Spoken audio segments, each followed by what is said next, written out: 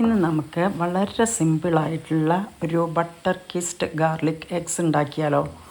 അപ്പോൾ അതെങ്ങനെയാണ് ഉണ്ടാക്കുന്നതെന്ന് നോക്കാം. വീഡിയോയിലോട്ട് പോവാം. അതിലേക്കായി നമുക്ക് ഒരു 4 എഗ്ഗ് എടുക്കാം. നിങ്ങൾക്ക് ക്വാണ്ടിറ്റി കൂടുതൽ വേണമെങ്കിൽ കൂടുതൽ എടുക്കാം കേട്ടോ. അതിലേക്ക് ഉപ്പും പാകത്തിന് കുരുമുളക് പൊടിയും ചേർത്തിട്ട് നല്ലപോലെ മിക്സ് ചെയ്തെടുക്കുക. ഇനി നമുക്ക് ഒരു പാൻ അടുപ്പത്ത് വെച്ച് അത് ചൂടായ ശേഷം കുറച്ച് ബട്ടർ കേട്ടോ അതിടാം. ബട്ടർ ഒന്ന് മെൽട്ടായ ശേഷം നമ്മൾ മിക്സ് ചെയ്ത് വെച്ച എഗ്സ് ഉണ്ടല്ലോ അത് ഇതിലേക്ക് ഒഴിച്ചു കൊടുക്കാം. എന്നിട്ട് നമ്മൾ എന്താ ചെയ്യേണ്ടത് വെച്ചാൽ ഇത് കുറച്ച് വലിയ പീസായി കിട്ടുന്നതിന് സൈഡിൽ നിന്ന് ഇങ്ങനെ നമ്മളൊരു സ്പാറ്റുല വെച്ചിട്ട് ഇങ്ങനെ ആക്കി കൊടുത്താൽ അത് വലിയ പീസായിട്ട് നമുക്ക് എടുക്കാൻ പറ്റും. ഇതിപ്പോൾ ഇവിടെ ആയിട്ടുണ്ട് കേട്ടോ. ഇനി നമുക്ക് ഇത് വേറൊരു പാത്രത്തിലേക്ക് മാറ്റി വയ്ക്കാം. എന്നിട്ട് വീണ്ടും ഈ പാനിൽ കുറച്ച് ബട്ടർ ഇടുക.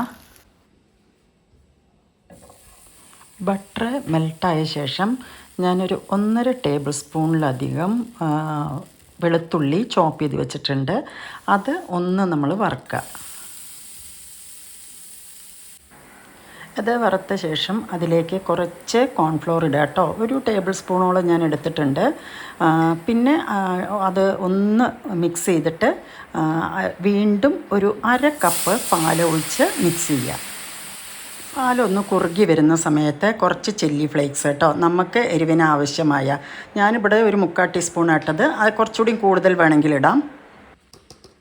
പിന്നീട് ഇതിലേക്ക് കുറച്ച് ഉപ്പ് കേട്ടോ, പാകത്തിന് ഉപ്പ് ഇട്ടു. ഇപ്പോൾ ഇത് കുറുകി വരുന്നതായിട്ട് കാണാം കേട്ടോ.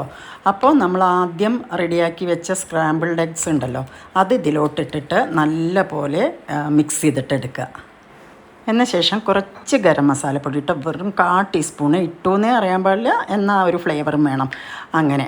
പിന്നെ അതിനുശേഷം കുറച്ച് മല്ലിയിലയും കൂടി ഇട്ടിട്ട് നന്നായിട്ട് മിക്സ് ചെയ്യുക. അപ്പോൾ നമ്മളുടെ ബട്ടർ കിസ്ഡ് എഗ്സ് ഇവിടെ റെഡി ആയിട്ടുണ്ട്. എല്ലാവരും ഒന്ന് ട്രൈ ചെയ്ത് നോക്കുക. ഇഷ്ടമായാൽ ലൈക്ക് ചെയ്യുക, കമൻറ്റ് ചെയ്യുക, ഷെയർ ചെയ്യുക, സബ്സ്ക്രൈബ് ചെയ്യുക. Thank you for watching. എല്ലാവരും ഒന്ന് ഉണ്ടാക്കി നോക്കണം.